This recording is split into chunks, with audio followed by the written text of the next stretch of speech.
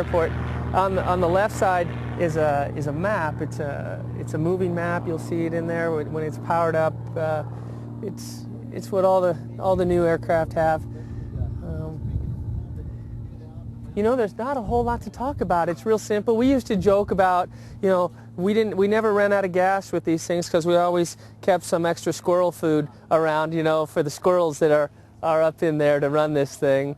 The helicopters, the Apaches, there's an engine that we use to start the other engines. That engine that we used to start the main engines is actually bigger than this engine. There's a little engine in this helicopter. So this is what the little boys fly. So we like it. We harass each other, but we're lucky to be out here today on this. We've got good weather. It's not too sunny or hot, so the helicopter performs great, and we're blessed to get out and see Pinal County. Thanks for the tour of the helicopter there. It was very interesting. You said you didn't think there were any more left. You know, I didn't. I didn't know we had any 58 Alpha Plus. That's the model there. I didn't know we had any more in the inventory. We replaced those a long time ago, and I'm pleased to see that we're still utilizing them, and they're making a difference well, in the security of our country. Well, let's talk a little bit about the helicopter tour. You learned some things about the drug smuggling and human smuggling that just seemed to be hidden. Yeah, it was enlightening and discouraging to see. We flew on the west side of Casa Grande, outside of Mr. Snyder's district, and it was amazing to see all the roads and trails out there that were amazingly well maintained and traveled. All these very well traveled roads, and you got to wonder, how does this continue to go on? And we find ourselves in between Maricopa and Pima, which are really kind of cracking down on it. And not saying that Pinal isn't cracking down on it, but we have such limited resources when it comes to fighting this kind of crime that they kind of move through, you know, with relative ease when you compare it. At 5,386 square miles, there's a lot of room to move around. And our entire sheriff's office is 700 employees, and I think they only have about 250 sworn officers. 250 guys covering 5,300 square miles.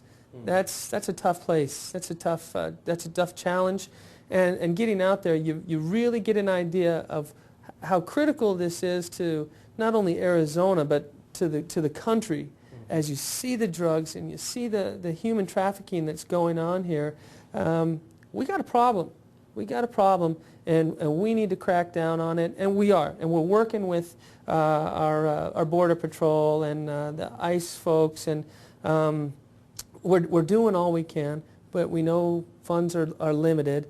But it's our job in Pinal County to try to curb the violence that's associated with these things, the crime that's associated with the trafficking that's through there, give the sheriff the tools he needs to do that, keep our citizens safe, and keep our officers safe. Our deputies, the way we're manned, we go about one guy in a car. And I tell you what, even flying helicopters all over the world and getting shot at on a regular basis, I always had a buddy. I mean, I always had superior firepower or a lot of guys. Well, our guys go out, you know, with their Glock and maybe a shotgun in the car, and that's it. And they're going out to these dark, dark places with some really bad people who have a lot to lose if they're caught. So we have some challenges, and we need to do all we can to make sure our officers are safe and our citizens aren't impacted in a negative way. Let's talk a little bit about your priorities for the upcoming term, 4 years. We're getting on that 100 days here. When you take a look at your priorities, if we were going to categorize it as top 3, what would be Bryan Martyn's top 3 priorities? Our priorities within our county, we have to figure out a way to pay for all the things that we have. And we know that the county's set up to where you pay for these things with taxes, revenues, whether it's sales tax or our property taxes, the businesses, the revenue that we generate. We have to figure out how to pay for the things. I mean, we've got almost 350,000 citizens in Pinal County right now, and we're still very rural.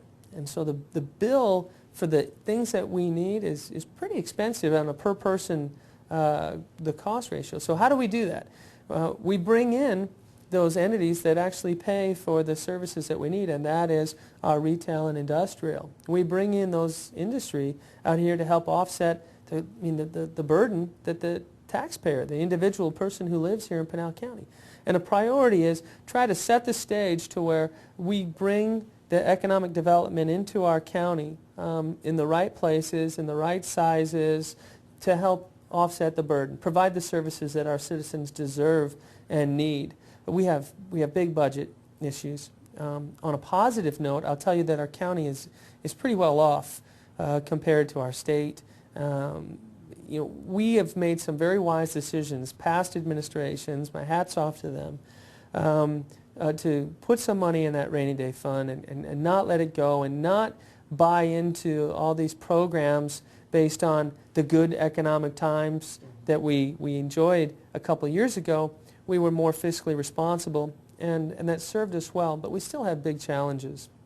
We have personnel cutbacks. After we take the 2009 budget, we've pretty much figured out where we're going there. We're not going to cut any jobs.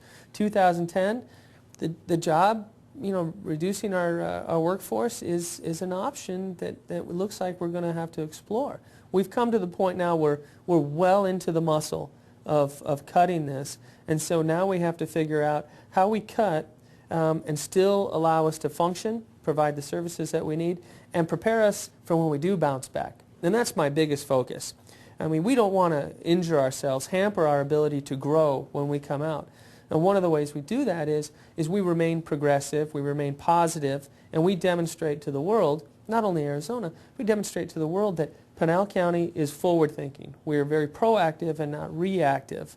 We spend money wisely. We spend it on the things that we believe will push us forward, and not kind of hunker down and just think, well, we're going to be like this for a long time. That's not the case.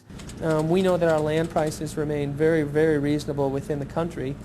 We have a fantastic workforce out here. We have a very large workforce. A lot of residents live out here. A lot of residents want to work here. And that's not going to go away. And Joe, we're still the second fastest growing county in America. In America, not just Arizona. In America, there's a place in Louisiana that's still rebuilding from Katrina. If you think about that, everybody's hearing, oh, times are bad and things are so bad. Times are difficult. But in Pinal County, people still recognize this is a good place to live.